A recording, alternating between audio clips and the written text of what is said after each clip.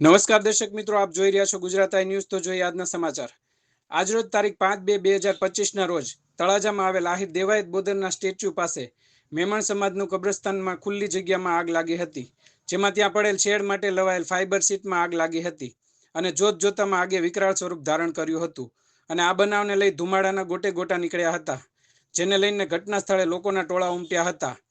આ બનાવને લઈને તળાજા નગરપાલિકાનું ફાયર ફાઇટર ઘટના સ્થળે પહોંચી ગયું હતું અને આગ ઓલવવાની કામગીરી હાથ ધરી હતી. આ બનાવને લઈ તળાજા મામલતદાર અને નાયબ મામલતદાર ઘટના સ્થળે દોડી આવ્યા હતા. સદનસીબે કોઈ જાનહાનિ થવા પામી નહોતી. બ્યુરો રિપોર્ટ, ગુજરાત આઈ ન્યૂઝ, તળાજા.